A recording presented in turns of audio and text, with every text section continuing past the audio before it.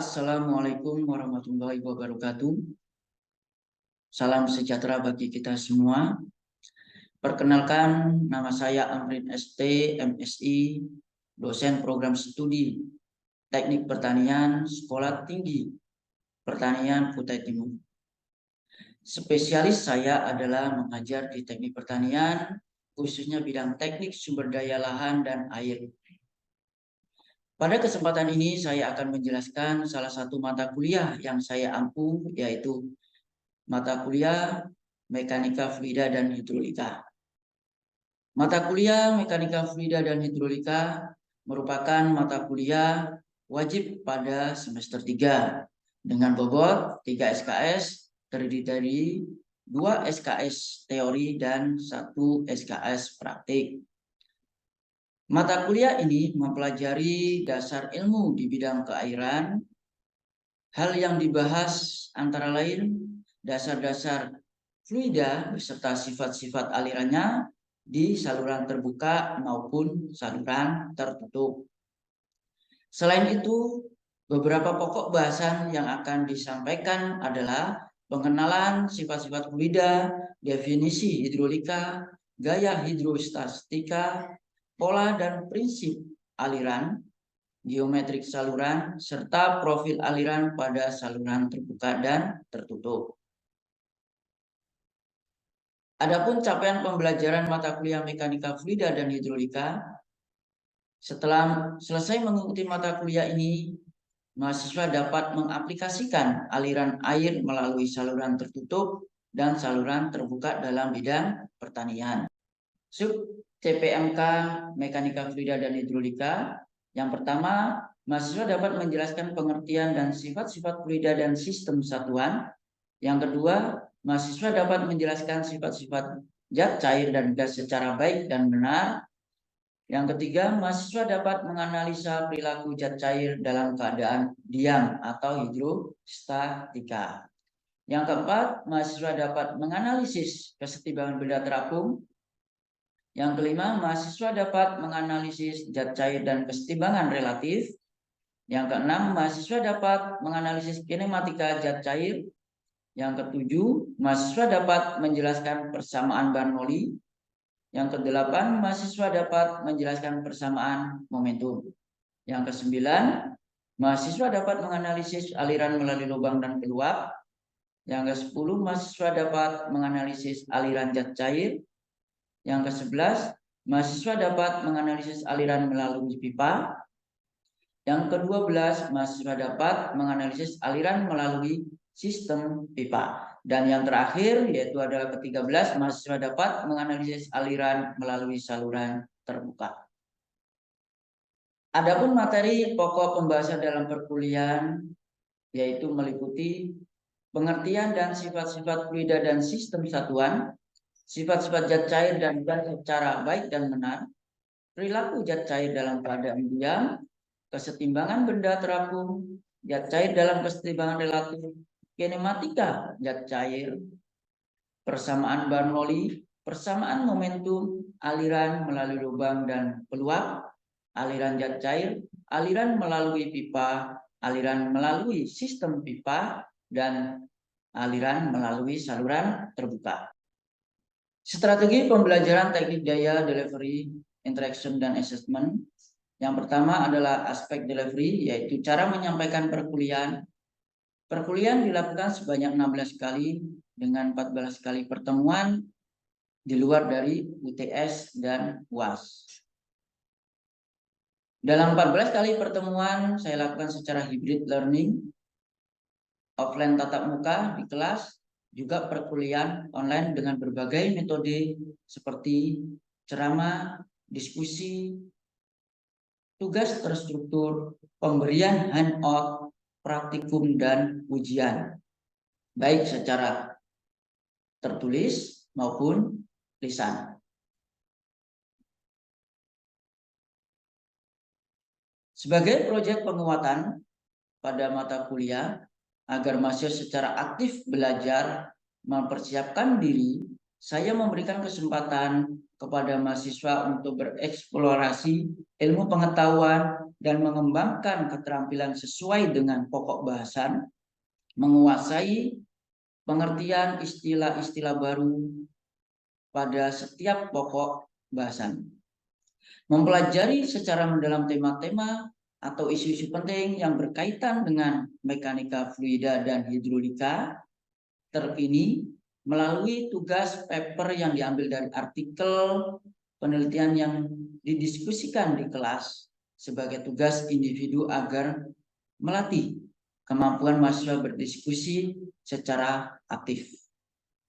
Selain itu, saya meminta mahasiswa melakukan kegiatan aksi nyata, melakukan latihan atau uji coba kinematika zat cair terkait dengan bahasan seperti macam aliran, pengukuran debit, dan persamaan kontinuitas. Baik dilakukan di dalam kehidupan sehari-hari maupun di tengah-tengah masyarakat atau pada saat praktikum di kampus. Hal ini dilakukan agar mahasiswa terbiasa pengalaman pembelajaran nyata atau mengaplikasikan dapat menstimulasi mahasiswa agar mau berinovasi melalui penugasan mandiri. Yang kedua adalah interaction, yaitu cara saya berinteraksi dengan mahasiswa melalui sistem pembelajaran tatap muka secara luring di kelas dan daring menggunakan aplikasi Zoom Meeting, Google Meet, Google Form, Google Classroom, dan WhatsApp di grup. Nah, sebelum melakukan pengajaran, saya menyiapkan RPS, handout kuliah, modul pembelajaran, juga praktikum sesuai dengan kompetensi mata kuliah. Sharing bahan kuliah dan pengumpulan tugas saya lakukan dengan menggunakan Google Classroom dan Google Form yang diinstruksikan di dalam WhatsApp grup mata kuliah. Saat pembelajaran mata kuliah, saya biasanya memberikan pertanyaan yang mengajak mahasiswa untuk berpikir atau untuk berdiskusi bersama agar mahasiswa kreatif dan kritis. Selain itu, saya beri suatu selingan atau humor biar nanti dalam pembelajaran itu tidak terlalu tegang sehingga ada penyegaran suasana kelas agar tetap menarik minat dan perhatian mahasiswa ketika proses pembelajaran berlangsung.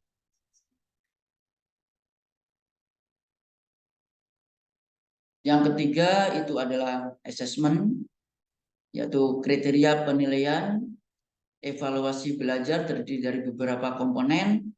Yang pertama adalah partisipasi atau keaktifan dan kehadiran, itu 10%. Tugas saya kasihkan 15%, ujian tengah semester itu 25%, praktikum 20%, ujian akhir semester itu adalah 30%. Kriteria penilaian ini telah disampaikan kepada mahasiswa pada pertemuan pertama pendahuluan yang memuat RPS atau kontrak kuliah penilaian dan ruang lingkup mata kuliah. Mahasiswa dengan tingkat kehadiran praktikum kurang dari 80% dinyatakan tidak lulus mata kuliah mekanika fluida dan hidrolika walaupun secara teori lulus. Namun mahasiswa tidak perlu mengulang praktikum apabila lulus praktikum dengan dibuktikan sebuah bukti kartu kontrol praktikum jika hanya teori yang tidak lulus.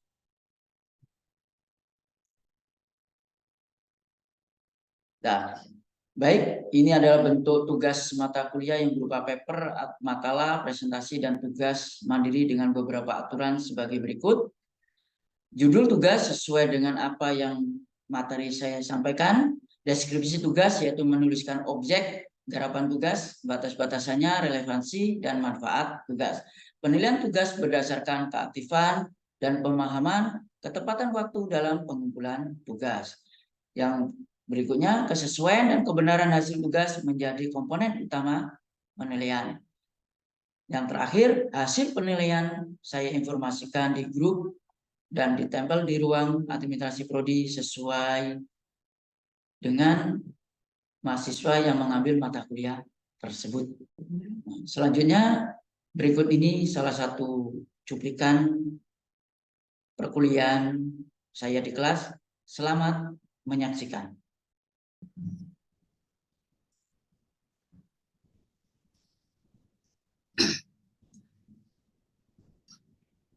Assalamualaikum warahmatullahi wabarakatuh. Waalaikumsalam warahmatullahi wabarakatuh. Salam sejahtera bagi kita semua, adik-adik mahasiswa dan mahasiswi.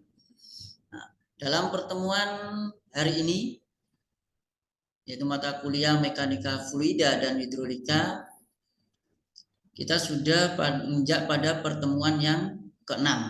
Ya. Mungkin sebelum kita ke sub bahasan yang kita bahas nanti, alangkah baiknya kita mereview ulang mata kuliah atau sub bahasan sebelumnya atau pada pertemuan sebelumnya. Mungkin saya bertanya dulu, ya, apa sih mekanika fluida dan hidrolika yang Anda ketahui atau Anda pahami sebelum kita akan membahas tentang kinematika zat cair. Silakan adik-adik mahasiswa atau mahasiswi, ada yang bisa menjawab? Saya, Pak. Oke, silakan Mbak Feren. Mekanika fluida adalah cabang mekanika yang mempelajari mengenai pergerakan dari fluida. Itu yang mekanika Sedangkan fluida ya. Mekanika fluida Nah, kalau yang hidrolika? Adalah cabang mekanika yang mempelajari mengenai yang hidrolika, yaitu merupakan suatu topik dalam ilmu terapan dan teknik yang berurusan dengan sifat-sifat mekanis fluida yang mempelajari perilaku dari aliran air secara mikro maupun makro, Pak. Oke, mungkin ada yang lain dari teman-teman Feren yang mau nambahin?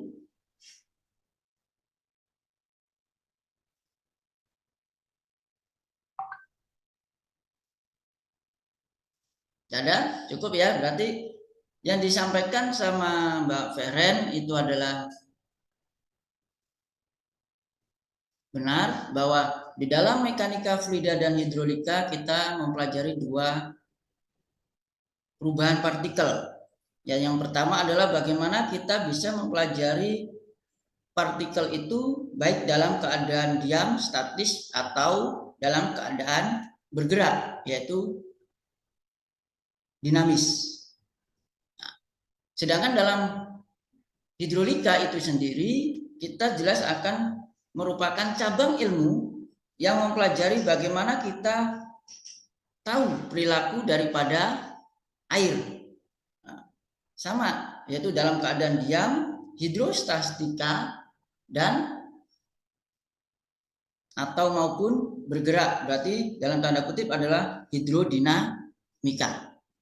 Ya, bisa difahami ya Mbak Feren ya? Yang lain bisa difahami? Ya, Pak.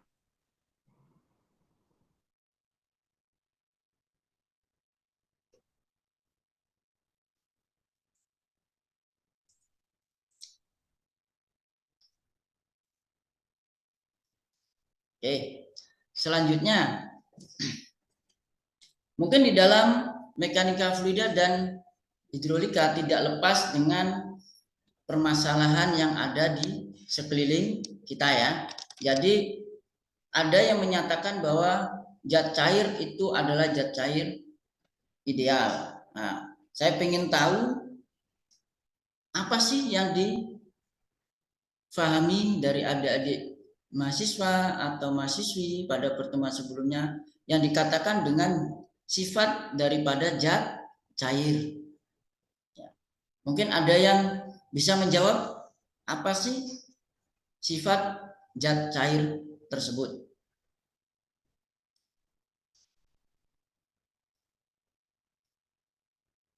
Ada? Mbak Elin mungkin bisa? Apa itu sifat zat cair?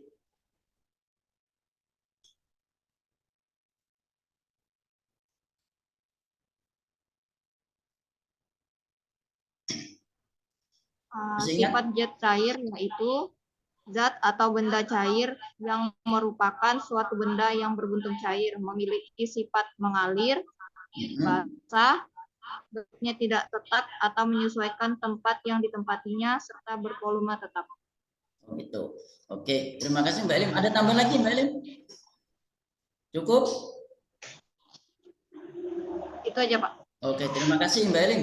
Mungkin ada yang lain nambahin lagi?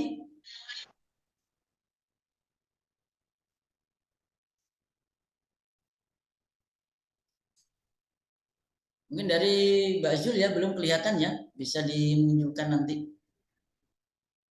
Atau Mbak Feren lagi? Nambahkan?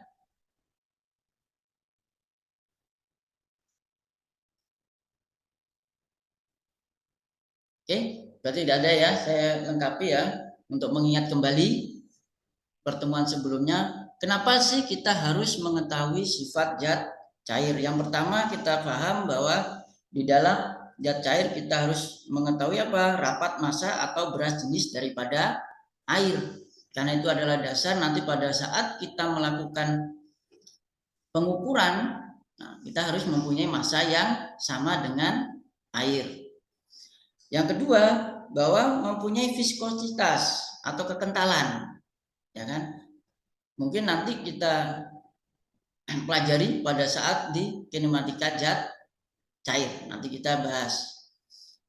Selanjutnya adalah dianggap tidak termampatkan. Nah, tadi sudah disampaikan ini mungkin pewanjang ya, bahwa air itu menempati sesuatu di tempat yang ada, ya kan? Bisa merembas, bisa bentuknya ibaratnya gelas tetap menjadi gelas, kan gitu ya, Mbak Elim ya.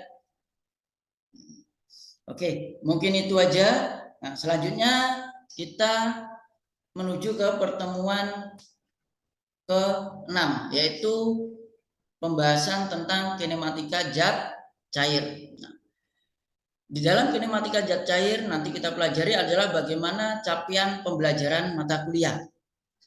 Ya, penjabaran daripada mata kuliah. Nah, jadi nanti adik-adik mahasiswa atau mahasiswi saya harapkan bisa mengaplikasikan aliran air melalui saluran tertutup dan saluran terbuka. Nah, nanti kita aplikasikan kemana? Ke dalam bidang pertanian. Nah, subcapaiannya apa? Berarti nanti adik-adik semuanya dapat menganalisis apa sih kinematika zat cair itu.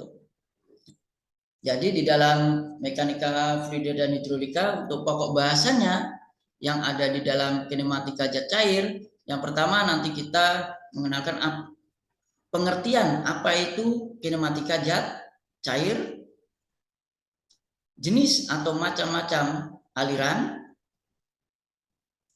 debit aliran, persamaan kontinuitas. Nah, inilah subbahasan yang akan kita pelajari di hari ini.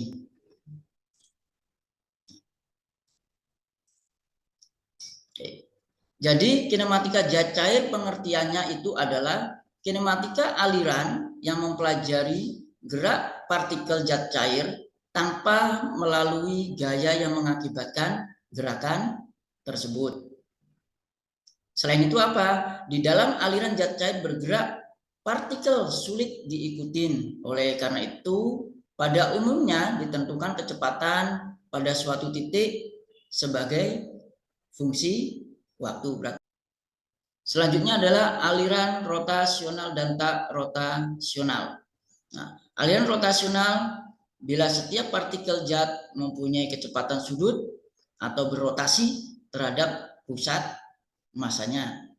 Sedangkan aliran tak rotasional bila setiap partikel zat yang tidak mempunyai kecepatan sudut tidak berotasi terhadap pusat masanya. Nah, ini adalah gambarannya yang sudah saya sampaikan, itu A dan B ya. Ini yang A ini adalah contoh aliran rotasional yang dimana kecepatan terhadap pusat massa. Nah, di sini ya. Sedangkan yang tak rasional itu adalah dia tidak terhadap pusat massa, seperti itu. Ya. Mungkin itu untuk jenis-jenis persamaan atau jenis aliran ya. Mungkin sampai di sini ada yang perlu ditanyakan dulu dari adik-adik mahasiswa atau mahasiswi sebelum kita melanjutkan ke sub berikutnya. Silakan, mungkin ada yang perlu ditanyakan dulu. Saya, Pak. Ya, silakan Mbak Elin. Ya.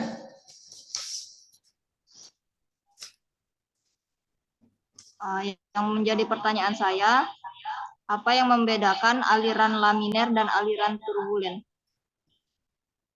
Oke, terima kasih Mbak Elin. Mungkin ada lagi yang lain sebelum saya jawab atau langsung dijawab ke Mbak Elin dulu? Langsung aja ya. Berarti apa sih bedanya aliran laminer dan aliran turbulen? Berarti kita kembali lagi ke slide tadi ya, yang menyatakan bahwa aliran laminer atau aliran turbulen ya. Nah, secara garis besar tadi sudah saya sampaikan, aliran laminer adalah kecepatan aliran yang rendah, sedangkan aliran turbulen itu adalah kecepatan aliran yang tinggi. Nah, terus yang kedua adalah ukuran salurannya sangat kecil. Aliran turbulen ukuran saluran besar.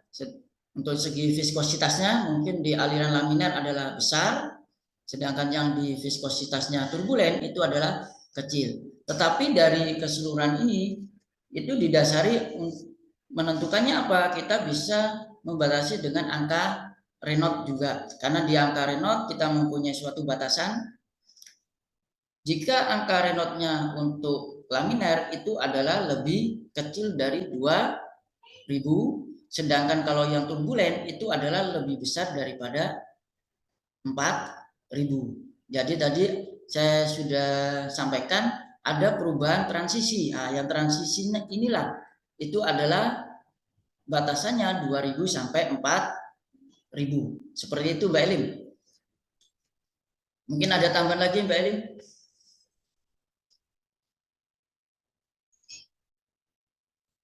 Itu aja, Pak. Cukup. Oke, terima kasih Mbak Elin. Mungkin ada lagi yang lain?